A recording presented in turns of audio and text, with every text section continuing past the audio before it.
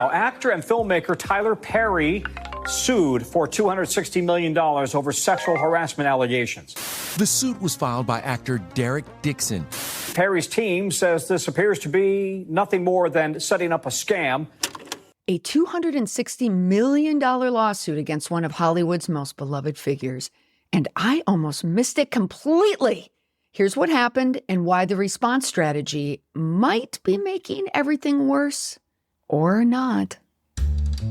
Welcome to the PR Breakdown, where we reveal the moves behind the mess. I'm your host, Molly McPherson, and I dissect the viral scandals, celebrity meltdowns, and corporate disasters dominating headlines to show you the strategic mistakes and desperate moves that destroy reputations, so you never make them yourself.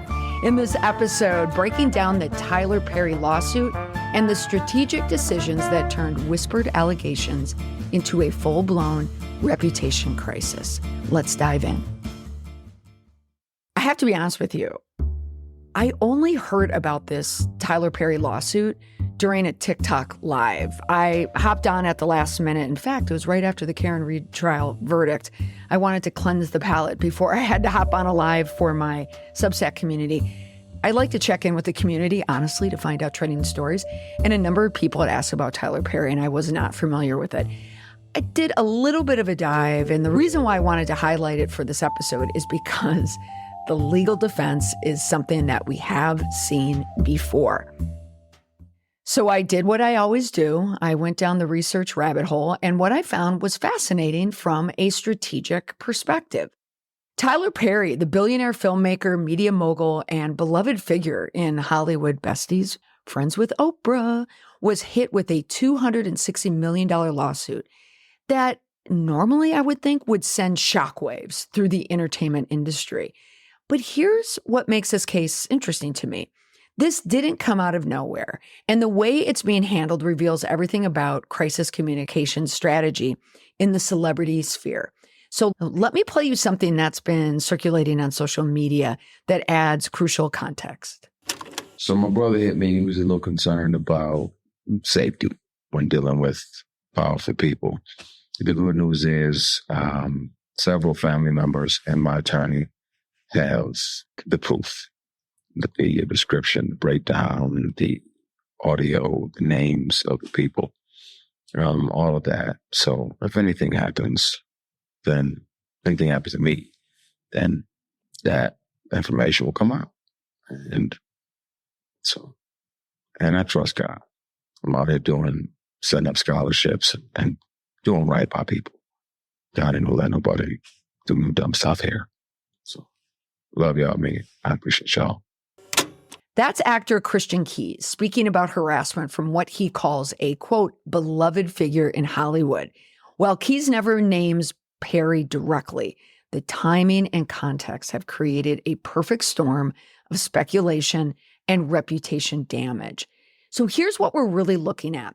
Derek Dixon, an actor from Perry's show, The Oval, filed a lawsuit alleging sexual harassment, assault, and retaliation spanning from 2019 to 2024. But this isn't just about the allegations themselves. It's about how a reputation crisis unfolds when you're considered untouchable. Now that I've dug into the story a bit, here's what jumps out to me strategically. This case has all the elements of a typical perfect storm in Hollywood. First, you have a powerful figure who's built his brand on being a good guy. Second, you have allegations that directly contradict that brand. And third, you have a response strategy that might be making everything worse. Perry's legal team immediately went on the offensive, calling the lawsuit a, should I just say, fill in the blank, calling it a blank and a blank. Did you say a scam and a shakedown? Have we heard this before? Yes, I'll answer that for you. His attorney, Matthew Boyd, was quoted, "This is an individual who got close to Tyler Perry for what now appears to be nothing more than setting up a scam." Now, I've seen this playbook plenty of times before. When powerful figures face sexual harassment allegations, the immediate response is often to attack the accuser's credibility and motives. We saw it with Johnny Depp, Garth Brooks, and others since the Me Too movement. But here's the strategic problem with this approach. There's a risk of going too hard and too fast in your response. Courts are increasingly skeptical of extortion claims in harassment cases. Legal experts note that threatening to sue or demanding settlements is standard legal practice, not extortion. When you immediately go to the quote, "they're just trying to shake me down," end quote, you're essentially saying every harassment victim who seeks legal recourse is lying. And that's a dangerous position, especially when you're as beloved as Tyler Perry. The beloved figure problem is one because Perry isn't just another celebrity. He's worth $1.4 billion, owns a 330-acre studio, and has positioned himself as a champion of diversity and opportunity in Hollywood. At the 2025 BET Awards, he literally said he's made more Black millionaires than Hollywood. When you're seen as a community leader, the fall from grace isn't just personal, it's cultural. There are people online who are coming out in his defense, and not just people on a TikTok community, it's people in Hollywood as well. Here's where Perry's team may have made their first mistake. Instead of a measured response, acknowledging the seriousness of the allegations while maintaining innocence, they went full attack mode. But attacking isn't always the best defense, especially when there are other voices potentially waiting in the wings. The Christian Keys video creates a narrative pattern, even without explicit accusations. And even if that video is surrounded by a lot of other people commenting on social media that they do not believe Christian Keys, the internet does what the internet does.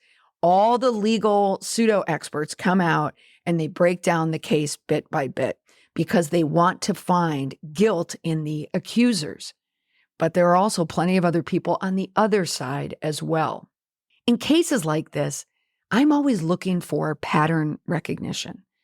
And when I spot it, it is a problem. Accusers and their attorneys are smart. They know that standalone allegations are easier to dismiss than patterns of behavior.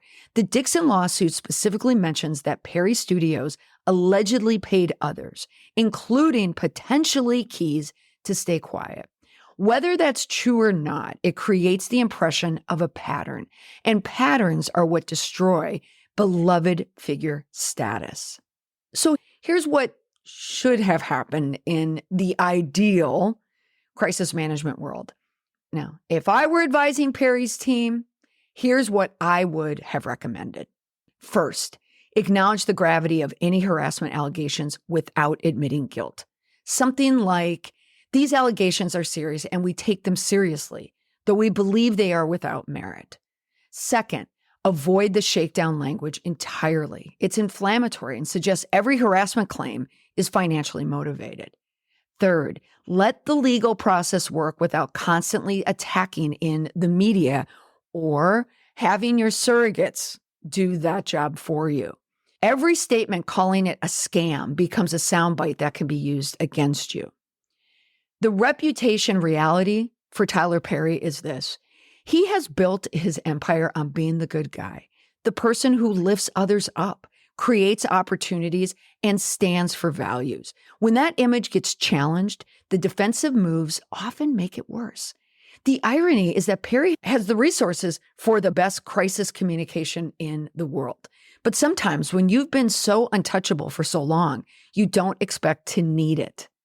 Interesting to note that Perry's attorney, Matthew Boyd, is not your typical celebrity lawyer with a long history of representing other high-profile Hollywood figures. His public profile is tied primarily to this case, where he acts as lead counsel for Perry and his production company, TPS.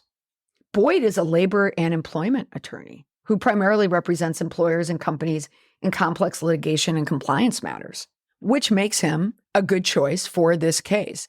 But in a response like this, Tyler Perry feels like other celebrities who choose to follow the attorney's lead only. Legal liability is different than reputation liability. Crisis management needs to work hand in hand with legal. I've dubbed it the Lizzo Effect. Lizzo followed her attorney's advice, and her reputation still has not recovered. So moving forward, what we're watching for. As this case develops, watch for these strategic moves. Will Perry's team soften their approach and focus on facts rather than character assassination? Will more accusers come forward, emboldened by Dixon's lawsuit? How will Perry's high-profile friends and business partners respond? So far, Meghan, Oprah, not surprising, nothing. And most importantly, will Perry himself make any public statements or let his lawyers handle everything? I'm assuming the latter.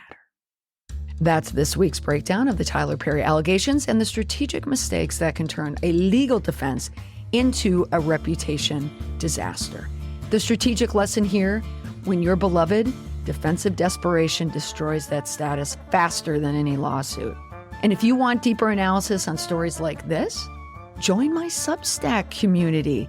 You can find me there at Molly McPherson and join the community where I break down the strategic moves behind these trending disasters and help you spot the red flags before they become headlines.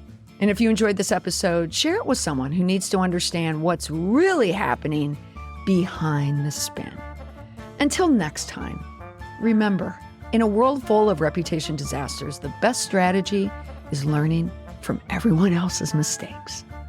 Bye for now.